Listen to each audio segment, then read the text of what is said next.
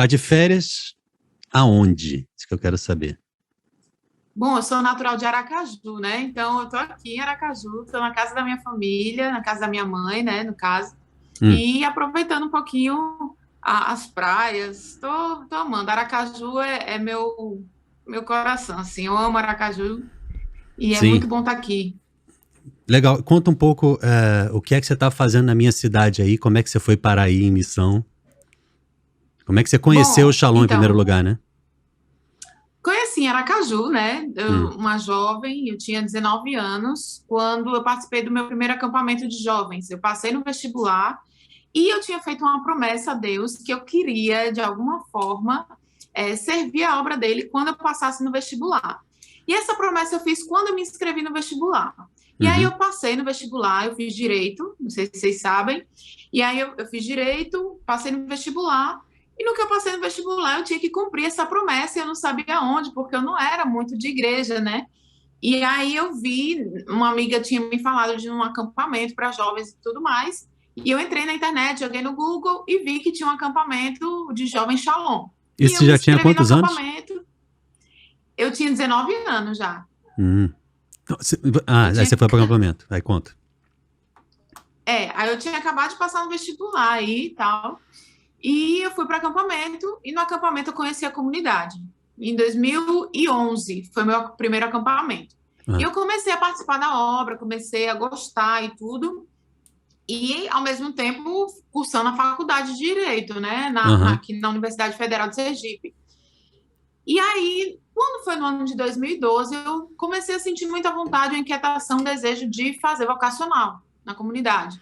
E aí, fiz o vocacional, caminhei para a comunidade Aliança, não sei se o pessoal acho que já entende bem, né, essas nomenclaturas. Caminhei para a comunidade Aliança, só Uhum. que aí no meio do caminho tudo começou a mudar, tudo começou a, a ir para um caminho diferente. Aí eu comecei a trilhar o segundo ano de vocacional, já caminhando para a comunidade de vida, e ingressei na comunidade de vida, morei em Santiago, morei em Pacajus, que foi o discipulado, no Ceará, e do discipulado até hoje eu moro no Rio de Janeiro.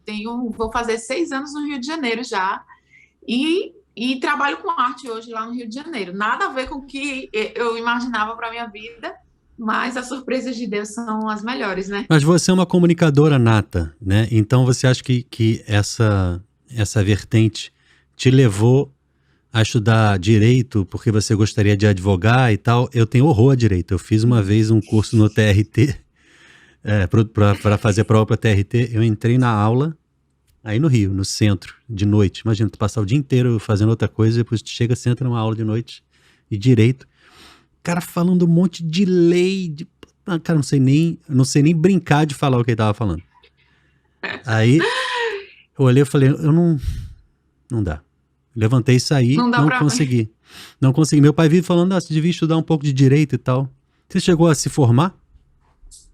Não cheguei a me formar, eu parei no sétimo período.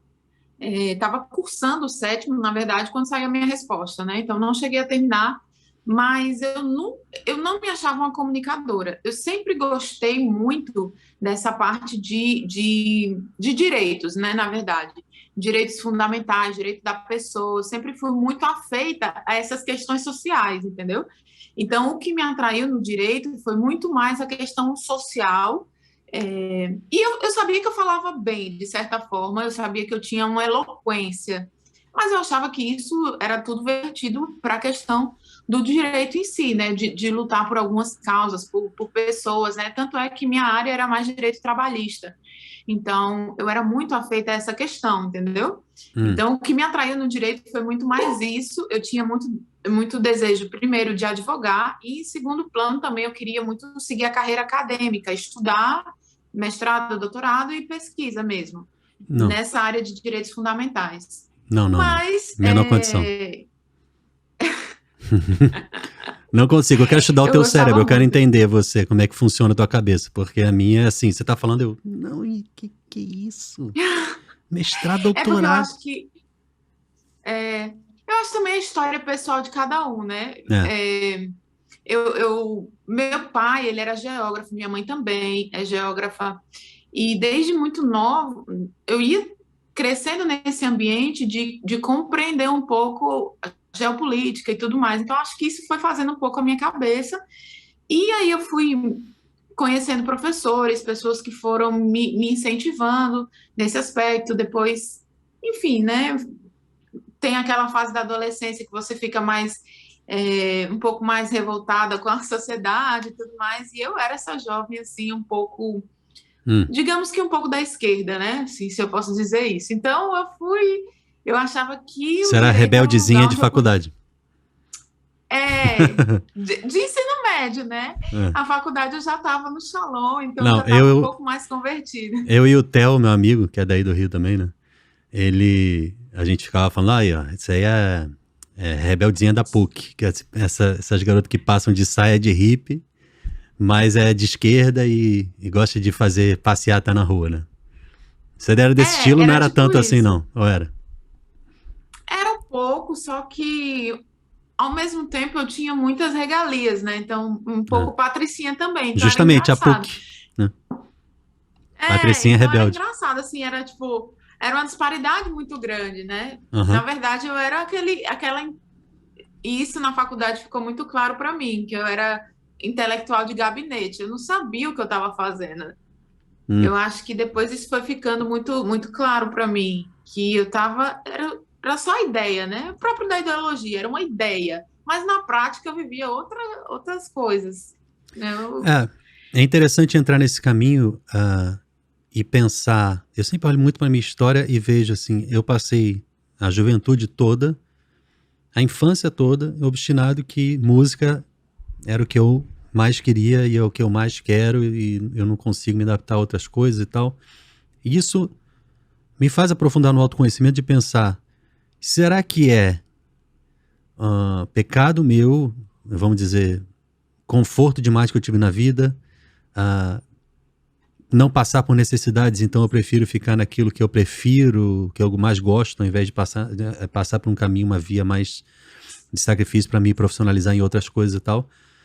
Mas eu acho que pode ser que exista porcentagens desse aspecto na minha vida, mas quando eu cheguei a entender que o que eu tenho de música serve para evangelizar e para glorificar a Deus, eu comecei a perceber que existe um sentido muito mais profundo e importante do que apenas o que o meu pecado fez atrapalhar no caminho, né? Então, sim. quando você olha para a tua história, você vê isso, por exemplo, eu hoje, você se vê assim, nas artes, ou comunicando, né, evangelizando através das mídias, e isso faz você perceber alguma coisa nesse sentido, que Deus te reservou, Deus te encaminhou para essa via, mesmo sem você saber? Sim, acho que com certeza eu vou percebendo que eu tenho um talento. E hoje eu percebo que nada na minha vida, ou muito pouca coisa, dos talentos que eu tenho ficaram guardados, entendeu? Tudo foi sendo utilizado. Por exemplo, às vezes eu trabalho com questão de direito em projeto de captação de recurso para as artes. O que eu sempre amei fazer, que é escrever poesia e tal, eu sempre gostei de fazer isso. Tive minha primeira poesia publicada, eu tinha acho que 13 anos, publicada num livro por uma professora. Então, tipo assim, eu sempre gostei de fazer isso. Só que não era uma coisa que eu considerava importante para alguma coisa, que Sim, servisse para alguma coisa. Eu fazia para mim, porque eu gostava, né? E hoje eu vou interessante. percebendo que todos os aspectos da minha vida são dedicados para Deus, né? Todos os talentos que eu fui cultivando ao longo da minha vida, que eu achava que às vezes nem servia para nada, hoje são colocados a serviço do reino mesmo, como você ia falando. Eu acho que se Deus dá talentos e dons, é importante que a gente se utilize deles, digamos assim, né? De certa forma. É, claro, talvez se você não tivesse tido, ou talvez se eu não tivesse tido o caminho para desenvolver alguns recursos da minha personalidade, né? Tipo assim, se eu não tivesse estudado na escola que eu estudei, se eu não tivesse conhecido as pessoas que eu conheci, talvez eu não tivesse desenvolvido alguns talentos, né? Se eu não tivesse tido as oportunidades que eu tive. Claro. Mas eu tive, e Deus providenciou isso, e Uhum. hoje eu vou retribuindo o Senhor, né? Também colocando a serviço os dons que Ele me deu e que Ele me deu a graça de desenvolver ao longo da minha vida, né?